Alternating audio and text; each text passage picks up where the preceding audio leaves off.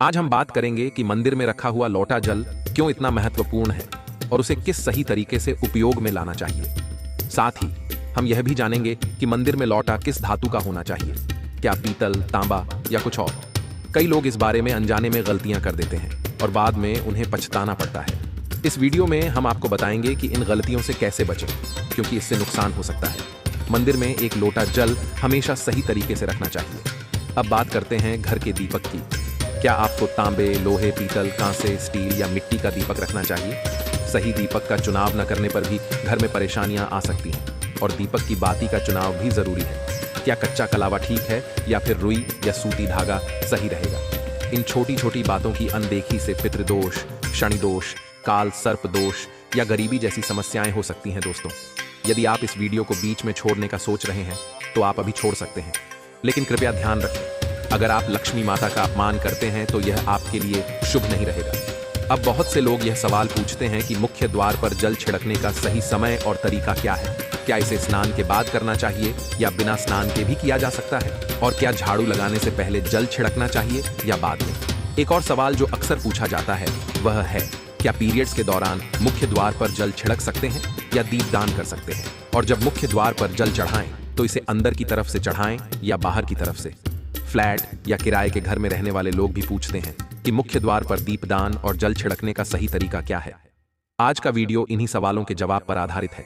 सबसे पहले हम यह जानेंगे कि घर के बाहर और अंदर दीपक जलाने के क्या फायदे हैं। खासकर घर के बाहर दीपक जलाने से जो 5 बड़े फायदे होते हैं वह आपको चौंका सकते हैं। भगवान की पूजा में दीपक जलाने का महत्व तो सभी जानते हैं।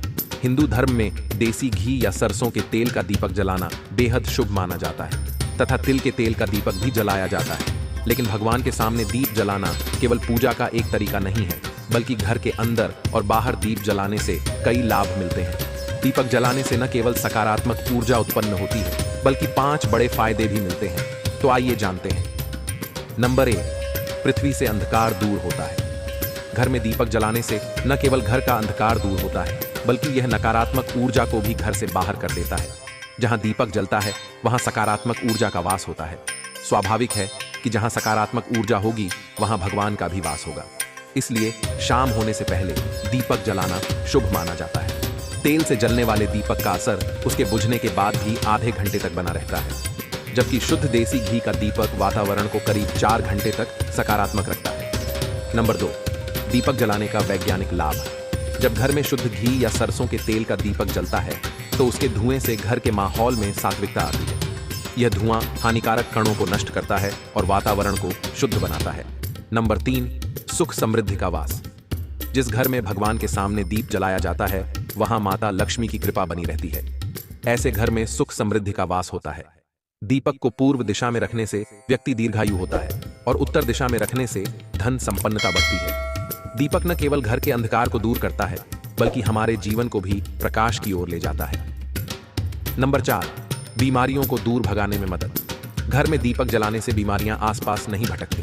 परिवार के सभी सदस्यों को स्वास्थ्य लाभ मिलता है। खासकर अगर दीपक के साथ एक लौंग भी जला दी जाए तो इसका असर 2 गुना हो जाता है। यह त्वचा संबंधी बीमारियों को दूर करने में मदद करता है। नंबर 5, शुभ शक्तियों को आकर्षित करना। सनातन धर्म के अनुसार जिस घर में सुबह शाम दीप जलाया जाता है वहां कभी अंधकार नहीं होता। ऐसा घर शुभ शक्तियों को आकर्षित करता है।